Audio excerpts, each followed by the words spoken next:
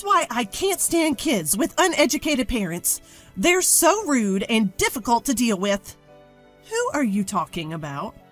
Oh, you don't get it unless I spell it out for you? Guess you're not too bright either. I am talking about your mom. She's just pretty and all she does is laugh. That's not true. Poor you, raised by someone so foolish. You can't choose your parents. My name is Emily. I was lovingly raised by my reserved dad, Joseph, and my mom, Anna, who is always kind with a beautiful smile. Dad was often away for work, but I remember having lots of fun with him on his days off. Mom was always there for me, a calming and warm presence in my life. Every day spent with Mom was a comforting experience, a sanctuary for me. I love both my parents very much, and they love me too. Even someone as mild-mannered as me might get genuinely angry if someone disparaged my parents. I had a dream about marriage. Marrying the person I love, combining two warm homes into one. How happy would that be? I'd always fantasize about it. Some might say it's nothing but a pipe dream. But I had that much confidence in my family. Richard, my current husband, respected my feelings. We met while working a part-time job. He was attending a prestigious university while I was just a high school student going to an ordinary school. We were casual friends at first, but gradually grew closer. I ended up going straight into the workforce after high school while he was still a college student at the time. We were attracted to each other because we had different perspectives stemming from our different environments. About a year into dating, he proposed to me. Our families get along really well, so I'm sure we'll also make a great family. I was really hopeful hearing him say those things. We got married, believing in those words. I had imagined a happy married life, but life isn't always that easy, is it? Little did I know that this decision would throw my life into chaos. Emily, when are you planning on moving in with us? Make up your mind, please. What? Move in together? Before marriage, we lived together in my apartment and continued to do so after. Since we had no kids, I figured we would keep living there. But it seemed that wasn't good enough for my mother-in-law, Rebecca. You're married to my son now. That means living together. Isn't that obvious? Is it? Richard never mentioned anything. You can't figure this out without your husband telling you? Use your brain a bit. I'm sorry. I'll discuss it with Richard and let you know. And just like that, my newlywed life turned into living with my in-laws. I didn't mind living together, but there was some things that bothered me. What is this cleaning? Unbelievable! How can you be so lazy? Did I do something wrong? I tried to be as thorough as possible. I had swept and wiped the floors, even used tape to pick up small dust particles. I removed water stains and dried the wet areas. I even did regular mold removal. What? Can't you see? The ashtray is full of ash! That's from David, who just smoked. I can't handle every instant. Home should be a relaxing place, and you leave a dirty ashtray? It's because you don't respect me that things are like this. I can't believe you're so inconsiderate. It was my father-in-law, David, who was smoking, filling up the ashtray that I had just cleaned. I can't keep up with that. Rebecca just doesn't get it. And what is this food? It's inedible. What kind of upbringing leads to this kind of taste? I think it's pretty average seasoning. What exactly didn't you like? Don't you know without me saying? It's too salty. You're jeopardizing our health. I didn't think it was that salty. I'll be more careful next time. Please do. We can't stay healthy if we keep living like this. I always thought my cooking was just average. I don't have an extensive repertoire of fancy gourmet dishes. What I lack in style, I make up for by consistently creating dishes that taste just fine. However, no matter how careful I was with my seasoning, it never seemed to please Rebecca. You've got to be kidding me. This is too salty. It's like you're doing it on purpose. I didn't mean to. I thought I made it quite mild. No matter what I cooked, Rebecca always had complaints. But when her friend came over and tried my fried chicken, she had something different to say. Oh, wow, this fried chicken is delicious. Did you make this? Yes, I took my time to prepare it knowing you were coming over. You're too kind. Despite constantly criticizing me, Rebecca had no problem taking credit when her friend complimented the food. Make that terrible fried chicken again. I'll just have to bear it. If you don't like it, I can just buy something from the store. Didn't I tell you to make it? At least this way you can recognize your own shortcomings. Rebecca would make me cook fried chicken, then pack it up and give it to her friends as if she made it herself. She would lie about being the cook, then turn around and criticize me. I never understood what Rebecca wanted. She probably didn't like me, but she wanted the neighborhood to think well of her. I had to live in this environment. Every day was stressful, and it was wearing me down mentally. Neither my husband nor David ever stepped in to stop this cycle. Both seemed to tactically agree with Rebecca, leaving me feeling more isolated. This is my first experience with married life and living in a two-family home. Maybe this is just the way the world works, and I'm the one who can't handle it. I had no one to talk to, so I tried my best to endure it on my own. Emily, my clothes haven't been ironed. I wanted to wear this outfit for lunch today. But you said you wanted to wear something else yesterday. I've already ironed that. Well, I changed my mind. Being my son's wife, you should have anticipated that. At this point, I had no idea what the right thing to do was, and I was utterly frustrated. In that house, I felt like I had no allies. I gritted my teeth and put up with it, thinking that patience was my only option. Then, one day, the inevitable happened. Rebecca made sarcastic comments to me, as usual. By now, I've grown used to it and don't take it too seriously. Maybe she finds my reactions boring because her attacks have changed lately. You're always so inadequate, no matter what you do. I'd love to know your upbringing. I was raised by my parents just fine, thank you. Maybe I'm not perfect, but talking back, huh? Exactly my point. Normally, people don't raise children to talk back to their mother-in-laws. It's all your mother's fault. She doesn't have any impressive degrees, does she? She might not have degrees to flaunt, but that's a different issue.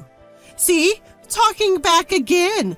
That's why you're no good. Your poor upbringing really shows. Enough. Can you please stop insulting other people? I can't take it anymore. My voice grew stronger as I couldn't hold back my emotions. Rebecca didn't miss my slight glare. This is why I hate kids with low-educated parents. So impolite and difficult to handle. Stop talking about my mom. Education has nothing to do with this. Oh, you must be stupid too, then. Your incompetence speaks volumes. Must be nice to skate by on your looks alone. I couldn't live like that. I haven't, but that's beside the point. You're pathetic, raised by such clueless parents. Well, you can't choose your family. She continued to insult my mom, and I had reached my breaking point.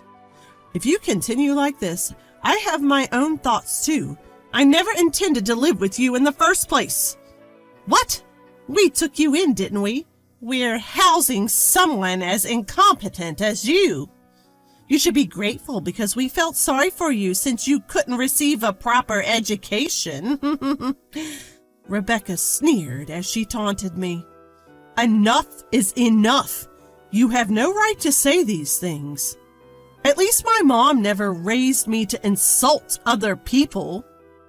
David finally broke his silence after hearing our exchange. "What's with that tone? Don't you have any respect for us? I'm just giving you guidance. That's what a daughter-in-law should be grateful for." "Let me be clear. I have no respect for you. All you do is complain, right? You're unbelievable. You don't belong in this family.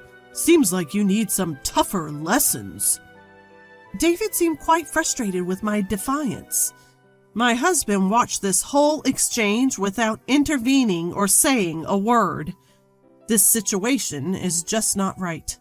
I thought we'd be a good family. I decided I couldn't stand my husband or his parents any longer and chose to divorce and cut ties. "This family is messed up. I can't take it anymore. I'm cutting you all out of my life." "What? You're divorcing him? You've got guts. Leave right now." I took David at his word, quickly packed my bags, and left my in-laws' house. I tried to calm myself down, but I couldn't anymore. When I rushed back to my parents' house with my bags, they greeted me with shock. After sharing what happened, they silently hugged me and patted my back. "You did well. You didn't do anything wrong, and thank you for standing up for yourself." My mom comforted me in a gentle voice. Dad, quiet as ever, seemed to be contemplating something. After a while, he started to speak. "I have a plan. Emily, take some time off. Leave the rest to me." I was surprised because Dad never says things like this, but his serious expression made me believe him. Since I didn't think things would work out with my in-laws, I drafted divorce papers and sent them as I had declared. I don't know what my husband thought, but there was no rebuttal from him. "All done. Goodbye." That was the only message I received. I shed no tears over the abrupt ending. Then the situation took a sudden turn. As soon as our divorce was finalized, Dad sprang into action.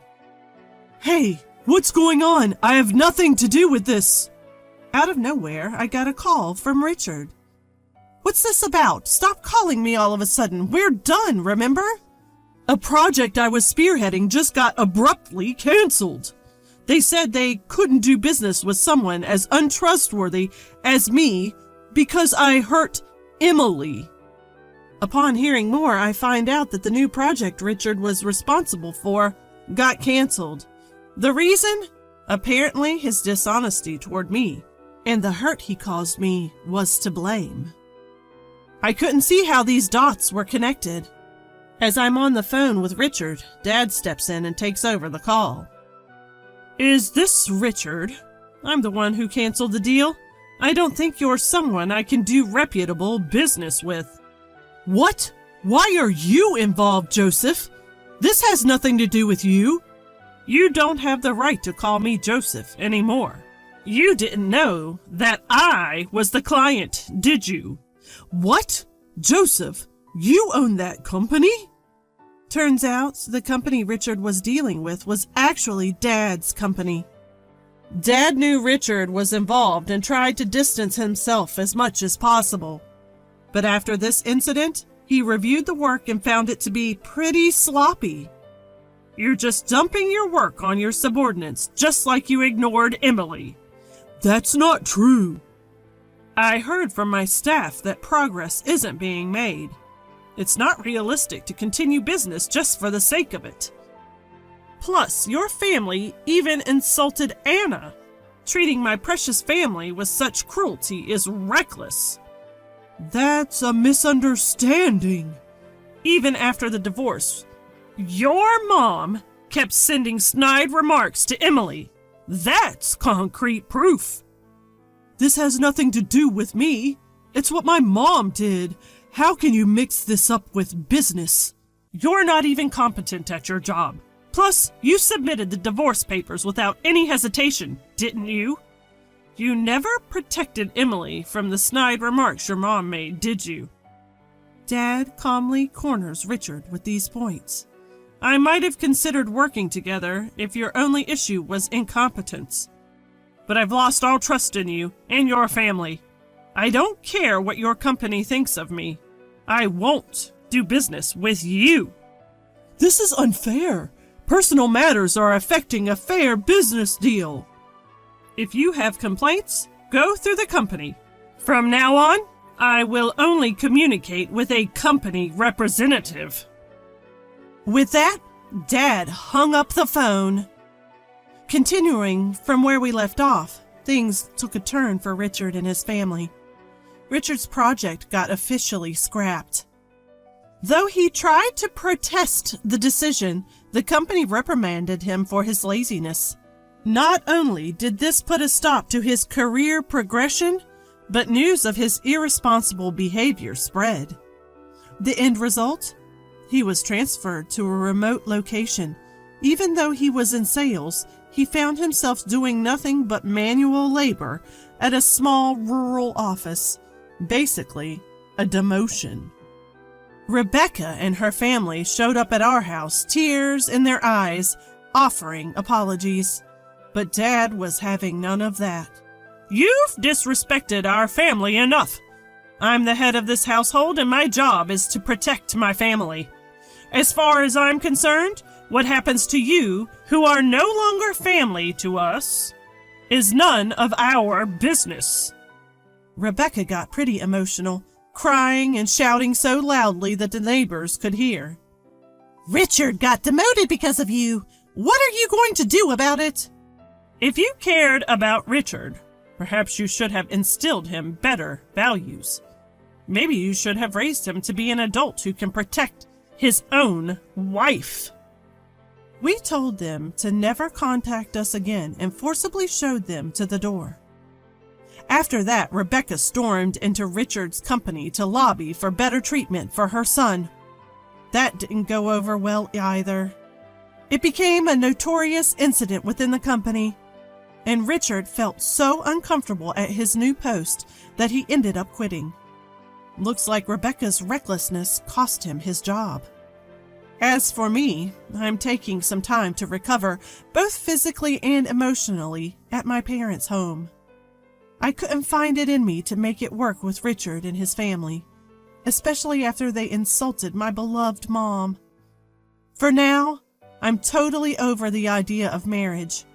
Instead, I want to focus on showing gratitude to my parents and strengthening our family bonds.